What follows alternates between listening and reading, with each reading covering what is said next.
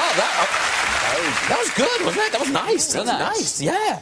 And this is like a very mixed look. Sometimes the show looks like everyone's just going to a showbiz funeral. Tonight, it's very mixed. Thank you very much. Well, I've never seen you look that smart before in your life. No, I thought I'd make an effort, because last time I was on here was the month before I was voted GQ's second worst dressed man in the world. I was voted worst dressed. You were voted 2012 worst dressed. Yeah. Were you? Wow. Yeah. Do you know what they described me? Because they do a little feature and they had a picture of me. They described my look as an update on Bilbo Baggins. He's not a historical figure. And Ed Sheeran, lovely to have you back in the world, blinking into the lights after your year away. And what are you singing for us tonight?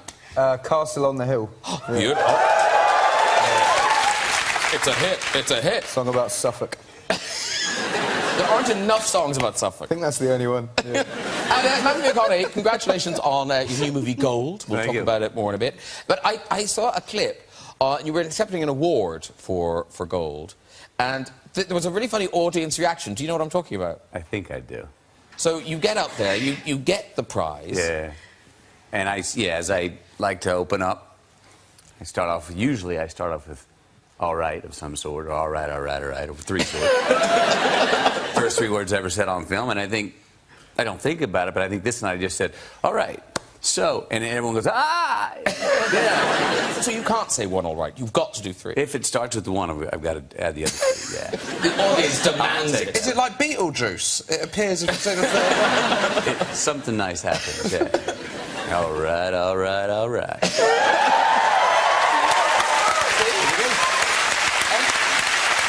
Now, Christina Ricci, yes. I don't know, you are sitting in a particular sandwich on our couch tonight. Mm-hmm. Yes, you are, because, Josh, have you been mistaken? No, I have been mistaken. What, for Matthew McConaughey? Yes. Oh, the amount of photos I've taken as you, it's unbelievable. You don't understand how many times they thought I was you. They've come up to you, gone, who are you? I've built a career of being mistaken for Ed Sheeran. I've had it quite a few times. Did you get laid? You what? Did you get laid?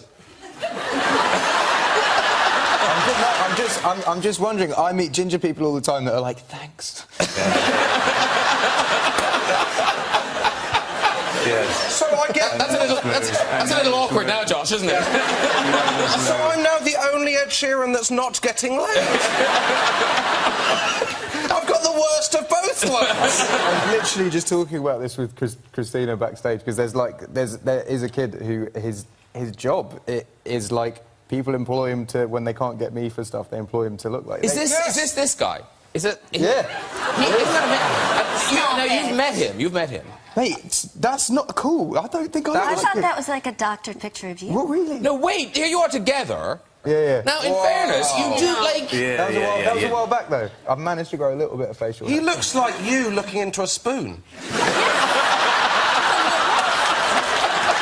Yeah, they can't... I could only... When I filmed the Bridget Jones film, I could only do one day instead of two, so they cast him for the second day. And no! He actually cops off with Bridget's mate in it. Oh, good to Wow! So, again, getting people laid, it's working. No, but actually, you have done a great job, because so many people post pictures, particularly quite beautiful women post pictures, thinking that they've met you.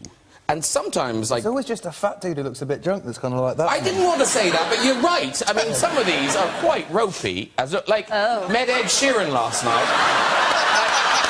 How happy does he look? I'll tell you what. He is definitely getting laid.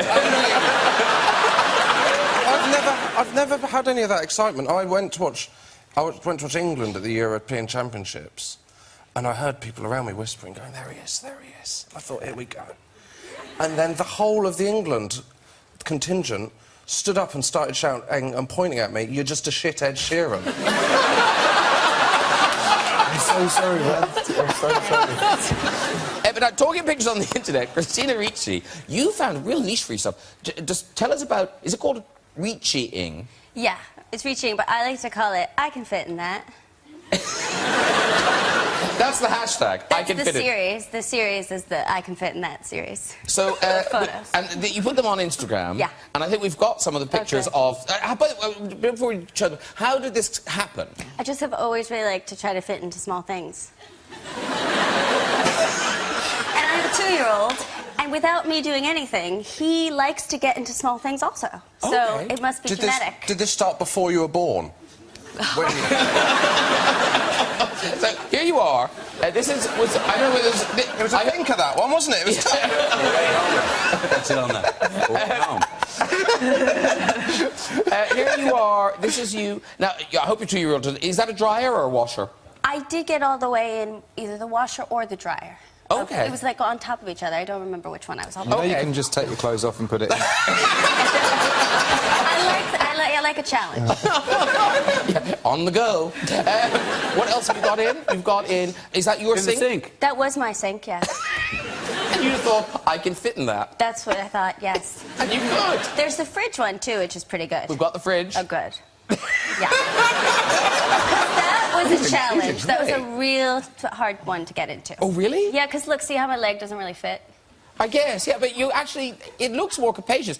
See, we were looking around the studio, there's nothing really you can fit in here. Are you sure? Could you fit in that fruit bowl hole? I mean, well, yeah. Oh, could you? Oh, let's see. Should we get rid of the Okay, fruit? okay, I'll We get rid of the fruit. No, leave it. Okay. Can she get in? I mean, I can get in, but not my entire body. No, clearly. You're... No, focus, focus, Oh, my focus. God, that is... Look at that! Whoa. Oh, So if it was just a tube, I'd be able to do it. that is... Ladies and gentlemen, she's in a fruit bowl.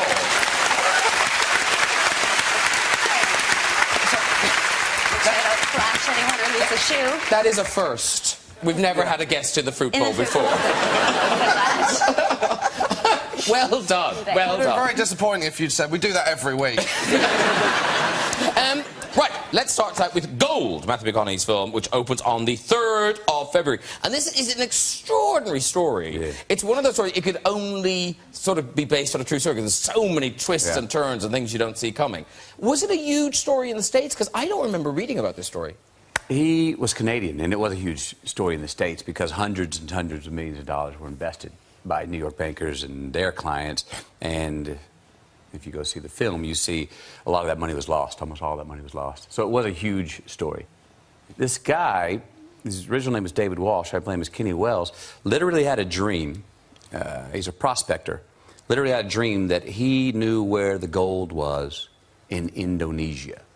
Hawked a watch, bought a one-way ticket to Indonesia, found the guy who could help him find the gold, talked him into saying, we're going to find it, we're going to prove them all wrong, worked up a bunch of money, and off they went, and they found the gold, the biggest gold strike of that entire 30-year period. And then the question is, was there any gold or not? As we know, people like to buy into a story, and a lot of people bought into this story and put in a lot of money. I didn't know it was a true story, but kind of halfway through I kind of thought this has to be a true story, Yeah. because it just all the crazy stuff Per that goes usual, on. anything that's that crazy on screen or some story told, usually the truth trumps it and you find out it was true. Yeah. And to prepare for this, because often actors go through kind of hell to prepare for Right. roles, it sounded like it was quite fun preparing for this. Yes. Well, I've had roles where I lost a lot of weight, and this one I got to gain a lot of weight, and the gaining is a whole lot more fun. Can't fit in a fruit bowl, though, can you? Not even one of my butt cheeks. But it's interesting, like, so your family just thought you were like a different person. Well, for 6 months I said, I've got a rule, McConaughey, to get ready for this role. You have to say yes to whatever desire you want, 24/7. Eat, drink, what have you. And if you second-guess yourself, you must have double. So I was a real yes man. Pizza night instead of Friday night was Tuesday morning if you wanted it. If you wanted to go bowling at midnight on a school night, that's a great idea too, kids. Let's go. So I really relaxed on the rules. And cheeseburgers and beer for breakfast were a great idea. So how hard was it to kind of go, oh, film's over? I didn't think about it until we got there. And then when I did get there, I did notice that a few things that I thought were renting that were actually there to own. And I noticed that it had really sat in. And I did have a few moments where I was looking in the mirror going, this may be it, buddy. This may be your profile. It's nice to know that's finally happened, though, because I'm sure there are so many men around the world who look at you like rips in all the films being like, oh, God, inhuman, how does he do that? And now you're the same. It's fine. It was fun. My family kind of misses me being a fat ass. Oh, your kids at 11:30 at night going, can we go bowling? No way. I got so strict. No, my nickname in the family was Captain Fun. For the whole 6 months. It was like, another pizza? Yes.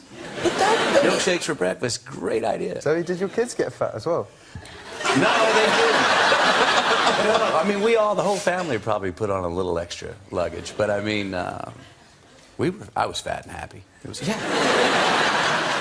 And we've got a clip. This is a moment in the film when your character could cash in. Could cash in. He could cash in yes. and make the millions.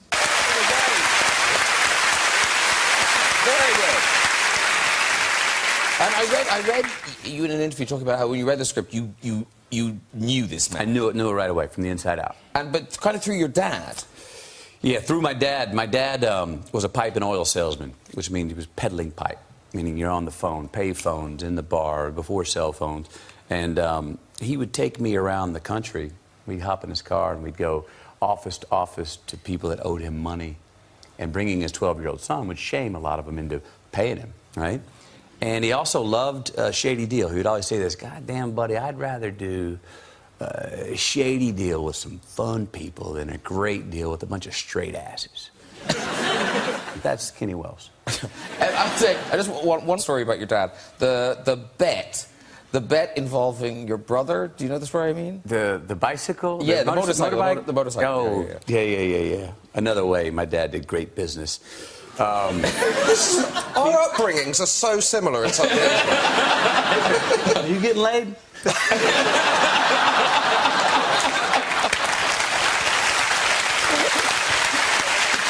I'm trying. Every time I come on this show, I get abused by Hollywood stars. Check this out. This is a great. I'm going to sit back and enjoy. Yeah, this is a great story. This is a great story. So, my dad's at a ranch one time with his friends, and they've been deer hunting all day, and it's late at night. They're sitting out in the barn drinking and stuff, and so all of a sudden the subject comes up of how high everybody can pee, you know? How high on the wall, right? And he's got this buddy named Jim who's about 6'6", and they're playing cards, looking around, and my dad sees this old BMX bike, and we couldn't afford a BMX bike. Now, my middle brother had been wanting a BMX motorcycle, but we couldn't afford it. There's this old CRX 80 over there. And Dad says, well, you know, Jim, my son, he could pee over your head on the wall. And he goes, oh, there's no way he can do that. And he goes, yeah, you can. I'll bet you. I'll bet the motorbike on it. And the guy goes, oh, there's no way. I'm 6'6". Pop gets in the car, drives an hour and a half back into town, wakes my 12-year-old brother up in his tidy whities, gets him out of bed. What do you got to do when you get woken up in the middle of the night as a kid? You got to pee, right? My dad says, no, you're not going to actually, get in the car with me. Water. Get in the car. No, have a sip on this beer because we're about to go get yourself a motorcycle, buddy. So Pat's sitting there, tidy whities. They ride an hour and a half back, get back at 4 in the morning, and brings my brother into the barn. They put Jim up against the wall. Jim marks the mark at 6'6", and my dad says, go ahead, boy. By a foot, put the CRX 100 in the back of the truck, got home, my brother's first motorcycle. We love you, Paula. Because, Ed, you did a mad thing, because you didn't have a deprived childhood, but when you made money... But when you made only piss at 3 feet. No, but when you made money, you bought certain things, didn't you? That stuff that you were denied as a child. Yeah. Like, what did you buy? Well, I wasn't. No, any good parent will know. Any parent in here, if a kid wants a Lego set, you get them the small one. You don't get them the big one that's like 359 quid. So when my album went to #1, I was passing the Lego store, and I saw the big Death Star, and I went, do you know what? It's time. Went in and bought, but I'm just a big kid now. It isn't just that. It's like I went to go and buy my goddaughter a Ninja Turtle toy for her birthday, and then I was in the Ninja Turtle section, and there was this huge Ninja Turtle truck, and I was looking at the small toy I got for her in the big truck, and I was like, oh, I'm getting that for me. I had, like, loads and loads. Are you like the kid from Big? Yeah, no, I have a load of child stuff in my house. Yeah, like, there's a room full of teddy bears. This is such an embarrassing interview. Though. That you didn't have when you were a kid? Not that I didn't have, just I wanted to. And out of us two, you're the one that's getting laid. Teddy bears. Let's hope those teddy bears don't have anything to do with it. I remember I once went on a date and brought a Lego set and made the Lego set and then left. What? Hey. Wow. That's going deep, man. That's strong moves. So what was she doing? She was eating her dinner and you were constructing we were just chatting, just catching up. We were just chatting, and I was like, she's definitely going to be watching this, being like, yep, definitely happened. Wow. What did you make? Pirates of the Caribbean pirate ship. Yeah, he's not a loser. I hope you gave it to her as a gift at the end. No, it's okay. Josh, your parents, they did buy you things. They did. I grew up in Devon. It was similar, and so it was like a kind of middle of nowhere. Like there was 4 kids in my year at school. I grew up in the middle of nowhere, and all right. And, so my parents tried to kind of make stuff educational and stuff. So I don't know what bed you had when you were a child. I imagine now your bed is bizarre, Ed. I imagine you sleep on a bouncy castle or something. It's pretty regular. One of those race car beds. That's what I saw. No, it's like one of those. Like, it's sunk into the ground. It's like proper comfy. You can roll over onto the floor. Oh, like a trampoline. Yeah, but you don't want to roll over too much because you don't want to lie on the Lego. That's very painful. No, I I've had just a got bed when I was a stuffed kid. pandas in my room. Stuffed pandas too. I don't know what's true anymore. Believe everything. My bed when I was a kid, my parents bought me this thing called a cabin bed. I don't know if you read. So this was like a bunk bed, the height of a bunk bed, but below it, instead of another bed, I had a desk. Oh. Basically, my parents made the kind of executive decision that I was more likely to write a letter than have a friend. Kids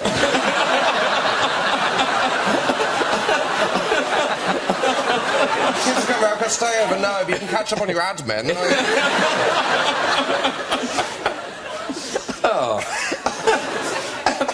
Listen, Christina Ricci, you brought us a brand new Amazon Prime video. It's a new world, ladies and gentlemen. Z. Do you say Z? I say Z, but you can say Z. Thank you. Z, the beginning of everything, and it starts streaming on Amazon Prime next Friday. And it tells the story of Zelda Fitzgerald and F. Scott Fitzgerald, who obviously wrote Great Gatsby and lots of other things. Now, I know the name Zelda Fitzgerald, but why do we know her name? Why has she kind of continued to be famous through history? Well, I mean, she was sort of the very outrageous wife of Scott Fitzgerald, and the misconception about her, I don't know if you... Like, in America, the whole thing is that she was this crazy alcoholic woman who ruined Scott Fitzgerald. And, of course, the truth is a little bit more complicated than that. So this is the story of their marriage from her point of view. And so is it the stuff true where F. Scott Fitzgerald would lift bits of her writing and use it? Yeah, right out of her letters and out of her journal. And so when she wanted to publish her own writing, she was not allowed to publish very much because he felt you'd be able to tell that a lot of his writings was hers. I mean, that's nuts, isn't it? Isn't it nuts, a little bit? Yeah. And is this your first television thing? It's my first one that I sort of produced and started. And Because for an actress, the whole thing must be so different from being in a movie where you're gauging a performance over an hour and a half or 2 hours, and suddenly you've got this performance that's going to arc over, several hours. Yeah, it's really interesting. It's very different. But I think one thing that's really nice about doing a series that's like a bio series is that you really get to live with the person. So the evolution can actually take what feels like more of a natural amount of time. Is there enough material to kind of go on and do loads of seasons? Yeah. I mean, they had this really intense and crazy love affair, very dysfunctional and chaotic, and they were kind of the first like really famous celebrity couple who were like she was just famous for being his wife, really, because she had all these talents but she wasn't really able to explore them. So it's pretty fascinating. All right, so we've got a clip to watch. This is when Zelda realises that F. Scott Fitzgerald is stealing her work. I told you.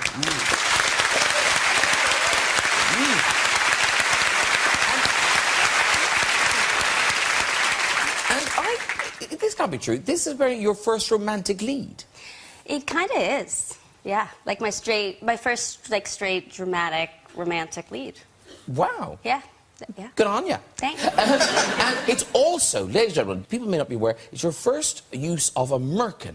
Oh, yeah. Now, for people who aren't familiar with what a merkin is, do explain, Christina. Well, a merkin is a Someone wig. on the couch, I think, knows what a merkin is. A merkin is a wig for your nether regions. It's a wig for your nether regions. Oh. Nicely described. But now, I know that body hair was perhaps different in kind of the time that your show is set, but you posted a picture of the merkin, and I have to say, it was bigger than I was anticipating.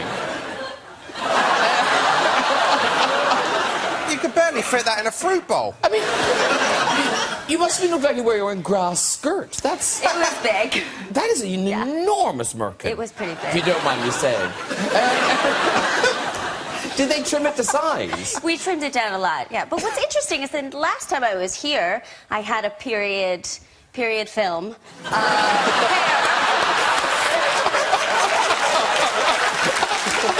So open. Let's just talk. Let's just talk. And then we'll all do our period anecdotes and then we... But dude, because I was doing Bellamy and I had to have full armpit hair. Yes, he was making you grow them out. Yes, and then you guys kept trying to get me to do cartwheels and raise my arms and stuff. And you refused. I refused. Because you're a lady. Right. Meanwhile... I will only Actually, talking of merkin, Ed, you sort of have a story about this. Because, you know... Well, you know the actor Richard Madden, don't you? Yeah, So the last time he was on the show, he told a story about this, a singer, and it was the You singer... don't wear one, do you? No, I get given a lot of cakes by fans, and I used to eat all the cakes, and one time I cut into it and there was a load of hair in it. So it was somebody who, like, Yeah, didn't like I you, imagine was she that? wanted to be like, I'm inside you. Right. Oh, it's like a fatal attraction it was a type Did you write a of song thing. about that? No, I did not write a song about that. There was a massive clump that just kind of came out like... Because if people... I'm not saying anybody does. It's like a hair pie, if people right? make something for you... And said, would it ever get to you, or is there kind of a firewall before it reaches you? I wish there was more firewalls sometimes. But yeah, there's a lot of interesting things that still show up in my mailbox. Wow. But do you open everything? Don't answer that. No. I'll tell you what I do is some of it, but I don't return any of it. I don't return any of it. If you return one and I just got this feeling someone's going to go, yeah, look, he sent me back this letter because I sent it to, and I just got a feeling that that's going to spread. And I'm going to be getting a whole lot more mail, and I don't want to. Ringo Starr, because Ringo Starr replied to everything, and then one day was just like, I can't anymore, and just stopped all of it. Yeah, so he replied for like 40 years to everything. I had that when I got a fan letter. You've opened the floodgates I've now. opened the floodgates. And that second one... But what, you have been sent some odd things. I've been sent some weird things. I got sent a picture of a ginger family. And I've got no idea who they were. That was my Christmas card. They were, but now the face seems familiar. No, it's very weird. I still don't know. It felt like someone was trying to tell me I was adopted. It was very... Now, Josh Widdicombe, very busy man. He's got a new DVD out now, What Do I Do Now, that's your last tour, right? That's last tour. Yeah. Your sitcom, Josh, has just been recommissioned. Yes, Congratulations. writing a third series now. Are you in the middle of that now? Yes, but it's fine. I'm normally in it, but I'm just going to cast that guy that looks like Ed Sheeran.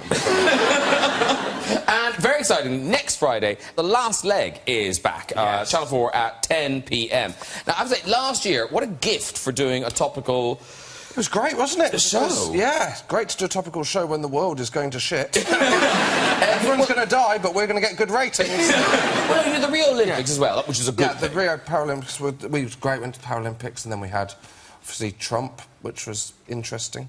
And we thought he won't get elected.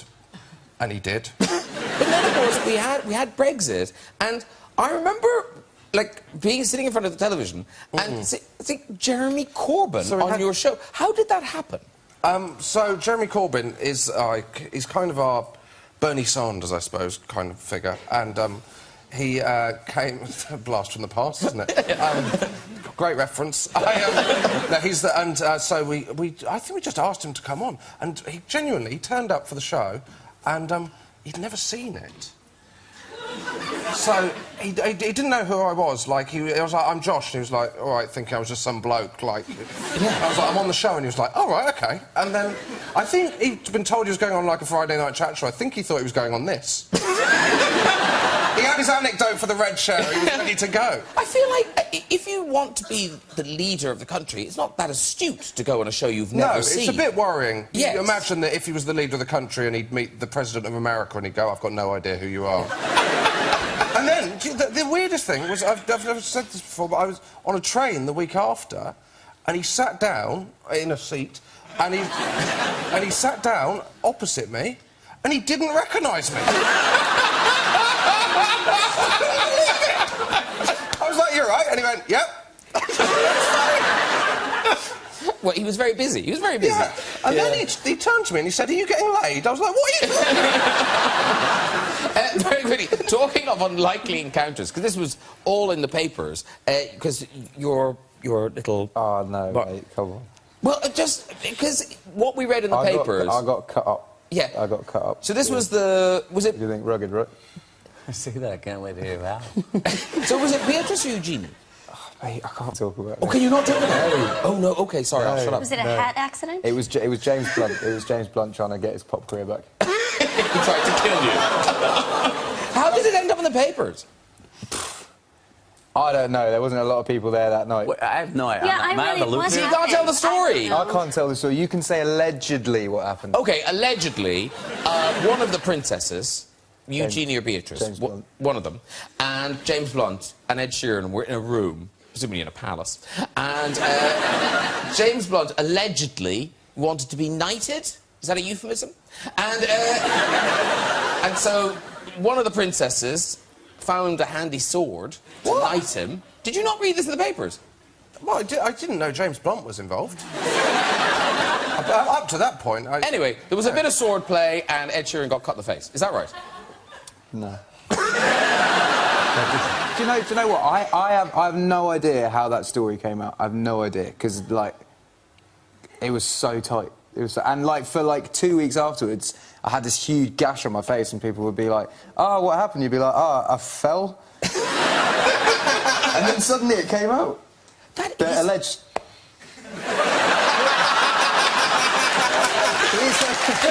No. We'll stop. Oh, God. Look, very quickly, before we move on, Matthew, we must mention another... This is a huge movie, Sing. Yes. It's already been a huge hit in America. Previewing this weekend, opens nationwide next Friday. And it's an animated film, so presumably... Was this genuinely something that you're... Was it so your kids could go and see a film with Captain Fun? Partially, yeah. I mean, look, I had... I think my kids were tired of answering the question, not being able to answer the question. They said, what's your favourite film your dad's made? And they're like, we haven't been able to see any. And I look back at my last 10 years, and I haven't made anything my kids can see. It's not a good idea to sit them in front of a lot of anything I've made in the last 10 years yet. If you're a parent, you know, that opens up a lot of discussion. So, yeah, I said, you know what, I want to make something that they can watch. And so we went and did Sing. Loved it. And so you play a koala, Yes. Buster Moon. Buster And Moon. Looks just like me. when you were doing press for this in Australia, I mean, people weren't upset, but they must have been disappointed. There was a bit of chippiness was about there? going, that is our national animal, and you should be talking like an Australian instead of like you did in the film. I'm like, no, I lived there for a year. I didn't take it that literally. I know it's a koala. I've seen them. They're not that fun. They sit in the tree, and everyone goes, how cute. Other than that, Do you know, as far as I know about they're all koalas, born with chlamydia? And apparently they're really nasty. all koalas are born with chlamydia. All koalas have chlamydia, yeah. Lesson learned the hard way there, I imagine. It did make me wonder how it became a human disease. I mean, if that's how you're getting laid, I'm not interested. Hence the stuffed pandas. I dug myself a hole there. But actually, you did. Were you in Australia for a year? I lived in Australia for years as an exchange student, 2 weeks out of high school. Because is that unusual? Because I think a lot of British people go there, a lot of Australians come here, but that's unusual for an American, isn't it? I think so. I mean, look, a lot of not enough Americans even have a passport. It's a sly joke. You know what I mean, though? And where I was from, where I was raised, a lot of us didn't have passports. Anyway, it was my mother's idea because me, like every other 18-year-old, I could say maybe I want to be this, but I didn't know what the hell I wanted to be. You know, so my mom said, well, you love to travel. Why don't you go off to Australia as an exchange student? I was like, great idea. And I went for the year. And Wow. worked 11 different odd jobs. But they must remember you. They do. Every time I do Australian press, a certain family, the first family I lived with, the Crockers, whoever's doing the interview says, we've got a surprise for you, mate. And in steps Raymond or Eileen or David or someone, and they go, hey, how you going? You going all right? And I say, yeah, doing fine. Because Ed Sheeran, you now went on your gap year, I guess. It was kind of a gap year. Yeah. Did you know how long it was going to be when you went on it? Because what did you do? So you came off social media. I got rid of my phone completely. Still don't have a phone. Should try it. It's all Well played, man. man. It's decent. Way to sober up on that, huh? Yeah. Seriously. Yeah. No, it's good. I bought an iPad, and now I just do emails. Okay. So I got rid of my phone completely, and then was like, I want to go to the countries where I've been to and toured and only seen a dressing room, a venue, and a bar. And then, Australia was one of those. Like, I'd never been to the Sydney Opera House or like gone to Barrier Reef properly, or even like Gold Coast or anything. So I rented a Mini and drove up the coast, and then I did like New Zealand and then Japan for like 2 months. Iceland, which is great. Everyone should go to Iceland. Yep. And there was a lot of death wish, I feel, in your trip. Iceland was the death wish. I put my foot in a boiling geyser up a volcano. I was walking up. It's on my 25th birthday, and I went to Iceland to see the Northern Lights, and I went up to the top of the volcano, and we were kind of walking around, and they were like, right, don't go off the path because it's dangerous. And I was like, okay. Didn't really clock it, and then I saw a little pool of water that was kind of bubbling, and I was like, that's quite cool, volcano bubbling. Walked over, they were like, don't walk over there. I was like, why? And slipped, the ground collapsed. Oh, that's and so scary. I don't know if you've ever had an experience where you felt like you're going to die, but it literally like went slow motion. I was like, right, that's it. I was wearing steel-cap Timberland boots, so it slipped in, and I kind of fell on the side and pulled it out, and I just felt melting, and I was like, oh my God, screaming, and they were like, don't take it off, and I was like, why? And I took my sock off, and all the skin came with it. And then, okay, so even worse. That's not the end of the story!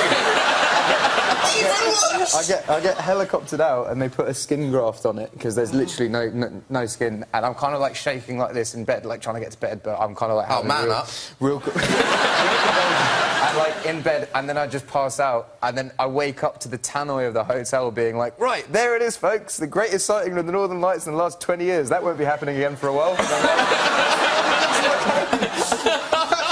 I was hoping the announcement was, there it is, folks, Ed Sheeran with a burnt foot. Yeah, no, it's pretty bad, but it's yeah, I couldn't. Is it all right now? Is there scarring? Yeah, it just kind of looks like that. Take your word for it. You're good. Well, so you checked out for a year and did Yeah, travel. took a whole year off. Because? I don't know. I kind of Is this turned into a job interview? I kind of got to the end of a 5-year tour and literally I had everything to show for it professionally and nothing to show for it personally. Fair play. I kind of like, Yeah. I had all these kind of accolades and plaques, and I was kind of like, wow, everything's good, and everyone's like, oh, so what are you up to when you get back home? And I was like, no idea. Like, I don't know. And they were like, how was Australia? I was like, well, I could tell you about this bar or like the plane, and I'm sure you've got that. So yeah. That's because I've taken a bunch of trips where I needed to go. 1, let memory catch up with me. 2, check in with just me. Go to places where you're anonymous, where you're not. You know, we live in a world of mirrors. Very many places with you, right? That you're there's a few in Africa I've found. But I mean, yeah, I know what you mean. Japan was the one for me. Like, I literally looked at a sales list of where I'd sold albums, and Japan was like, I was like, I'm going there. There we go. Listen, I tell you, you're going to sing for us, and this is extraordinary. You are #1 around the globe right now, in America, Australia, everywhere. Thank you. And I mean, is this the only country where you're #1 and #2? No, I'm #1 and #2 in every country. Apart from America, I'm #1 and 6 because it works differently there with radio. What, the numbers are in a different order? Basically, It's a new era. America, 1, 6, 3, 4, 2, 7. America's the only country in the world where it isn't just sales, it's radio and like loads of other shit, so it's harder to get. And is the 1 and 2 order the same around the world? Or does it flip? Yeah, but I'm hoping after this show we flip them. Oh, okay. I'm hoping 2 will go to 1. Okay, so this is, you're giving us your #2 tonight.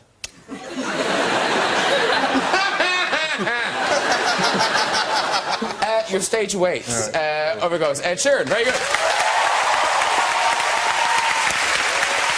Okay, here we go. Performing Castle on the Hill. It is Mr. Ed Sheeran. I was 6 years old, I broke my leg. I was running from my brother. Fantastic. Thank you so much. It's beautiful. Have a quick seat there. A hero's return. Have a seat, dude. Sit. Just bunch up there. Very good. And, of course, the album. Everyone's very excited. The album comes out, Divide, March 3rd. March 3rd. 3rd album, 3rd month, 3rd day. Oh, I've got a vinyl. Clever. I do. Check that out. No, we haven't even made it yet, but we made that specially for you. Look at it. It's not real. Oh.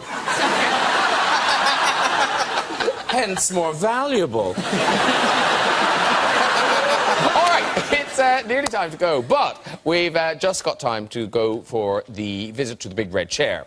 Hello. Hello. Hello. Hi, what's your name? James. James, lovely James. And what do you do? I'm a civil servant. A civil servant, lovely. In London here? Yes, in London. And are you from the London area? No, I live in London, but I'm originally from Suffolk. Oh. Yeah, mate. It's a Suffolk massive. Is he mentioned in the song? Probably, yeah. What school did you go to? So, I went to Brandeston. Oh, sweet, yeah. I went to primary school. Yeah. Oh, okay. Did we know each other? Yeah. Did we? I'm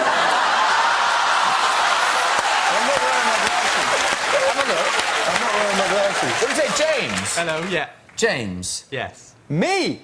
That's the one. What the fuck? Do you He know was him? my best mate growing up. You're kidding! And now you're talking to him on a monitor. I'm not wearing my specs, and he's like, Oh, my God. hell, can we not flip him and just get him out here? And Yeah. put him on the couch? Well, do you have a story, or do you... Well, yeah, I did, but it's up to Please you. let it be about Ed. It's about Ed. All right. Okay, tell your story, then we'll flip you, and then... I'll sit with you. Okay, tell the story. Okay, cool. So, yeah, as Ed was This saying... is so random, mate. Yeah, I know, it's really weird. Yeah, when we were younger, Ed used to come around to my house, and yeah, like you're saying, we used to be quite good mates. And I remember one time he was coming around for tea, and I'd forgotten to tell Mum who was a vegetarian, at that point anyway. And so Mum cooked, I think, a sausage and mash for tea. And Ed said, you know, after the meal, these are the best sausages I've ever tasted. You know, where did you get them from? And Mum had to lie because she had no clue. And so, yeah, 16 years later, I'm really sorry. First time I ever had meat, and also the first time I ever watched a Simpsons episode was around your house as well. Yeah, that's right. Okay,